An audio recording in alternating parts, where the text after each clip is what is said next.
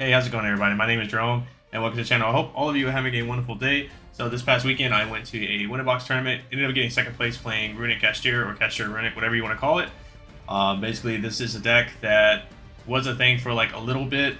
It was kind of weird because everyone was like, "How does it even function?" And I tried to make it work back in the day, but I never really played it at any events. I just tried to mess with it around on like Duel Book, and I just didn't like it. I thought it was unfunctional. But then with the recent ban list, it kind of made it something to explore again, and it works. It kind of works. The whole idea is to basically just deck your opponent out.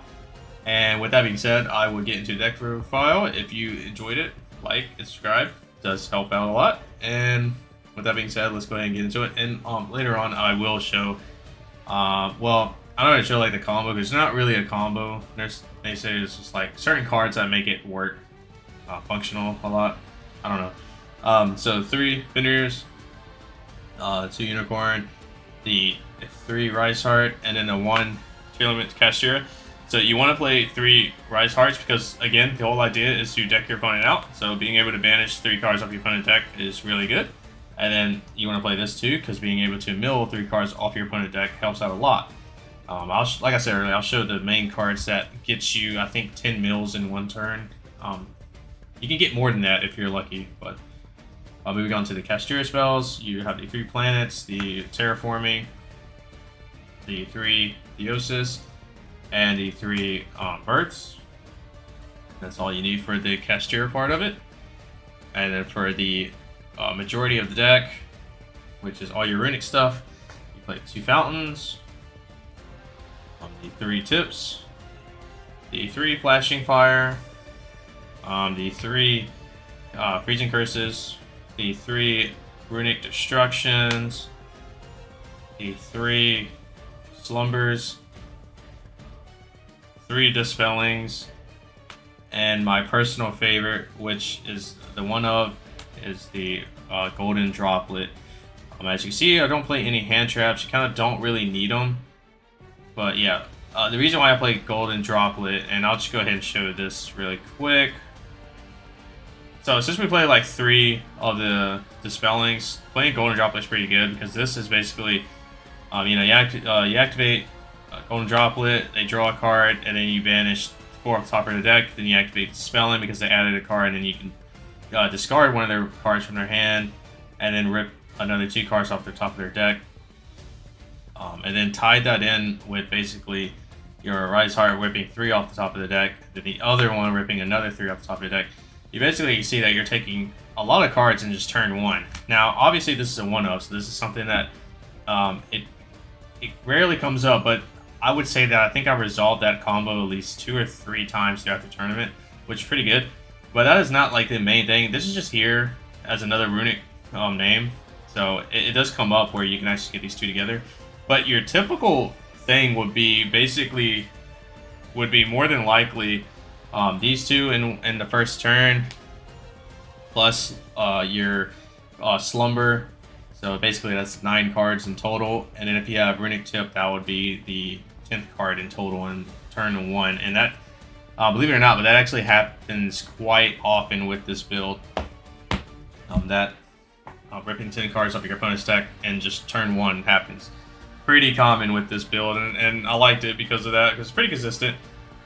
Now the extra deck, I tuned it a little bit. You can play around with it. Everything is not really fully needed at its numbers, but I'll explain why I played them at what they are. So I did 3 Hugins. You don't need to play 3. The reason why I bumped it up to 3, I was playing 2 at first, and I found during my playtestings I was going into the 3rd one. I was not going into it, but I needed the 3rd one because I was playing against a Runick matchup as well. And the Runick matchup, with all the disruption cards that it has with destruction and flash fire stuff, it did force me to get to the 3rd one. So I was figuring that, you know, in the Runick matchup, having 3 would be great. But I didn't match any except for in the first round, and it never really came up. So maybe 3 is not the correct play. So I would just say play 2 and then mess around from there. I played 1 of the Moonin, and then 1 of the Giri. These 2 never came up. Well, no, this one did. This one never came up, but I like to have it just in case. And this one came up one time against Sky Strikers, and I won because I was able to gain 1,000 life points, which put me 500 higher than his life points. Obviously, the one Arise Heart and then the two Shangri, the three Shangiras. So it's cool that you can still play this in this deck because this doesn't necessarily hurt you at all because you can just equip all your Runick cards to this.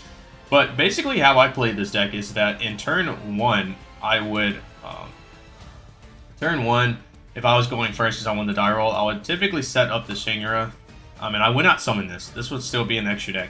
And I use this as a failsafe card. So basically, turn 1, on my opponent's turn, if they somehow cleared my field or whatnot, then on my turn, I would go for the Arise Heart because now this basically can wipe another card or wipe a problematic card off the field, and then I can go into like Draco Sack and then take care of another card, or maybe go into Big Eye and take a card away and whatnot. So that was the whole idea, was the Arise Heart was the failsafe, and if I ended up playing against a certain matchup that desperately needed their graveyard or whatnot, so say if it was like Tearlaments or whatever, then first turn I would go into this if I was going first, like going into game 3 or something like that. Did the Draco Sack, this guy, Flare Metal, he comes up a lot in this deck build.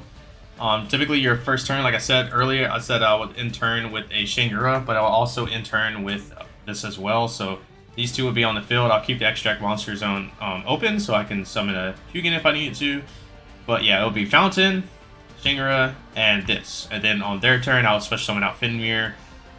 And now they're burning for 500 every single time they do something, which is pretty cool because you're just basically just chipping away their health. And yeah, so that was basically the end board that I would typically go for. I did 2 Big Eyes. You don't have to play 2, but they don't really come up like that. And I also did 1 Zeus. You don't have to do Zeus either because you really never go into the battle phase. I think I only went to the battle phase a total of 2 times, I think, and that was about it. And then I did the 1 Downer. It can come up because some players will like to give you Ibly if they play Ibly, or if you just need to clear your board so that you can go into your Kashtira stuff, because sometimes you would kind of screw yourself over because you won't have a Kashtira monster in your hand, or maybe you have like Rise Heart in your hand, but he doesn't combo anything, so then you just activate your Runick card to get a monster on the field, then you can normal summon your Rise Heart, link it to this thing, and clear it to pop a card or whatnot off the field, and then you got a free field to summon out like Fenrir or whatnot. Extra deck, sorry, that was extra. Side deck is completely up to you. This is really janky, this side deck, because I think I only played this deck a total of 1 time, and that was literally the day right before I played it against my friend, and that was it. So like I was going into this with the first time basically ever using it against anything other than Runick for hire. So this side deck is very janky, and I would completely change it if I was you. So I did 3 Droll and Lockbirds. I did 2 Lava Golems. This would probably should be at 3, but like I said, it was really janky. I did 3 Dark Ruler No Mores. These are good, but they never came up.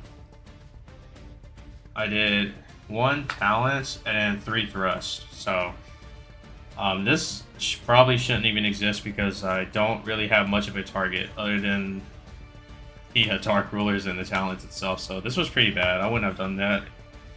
And then 3 Evenly Matches. Yeah, side deck was a big letdown in my opinion.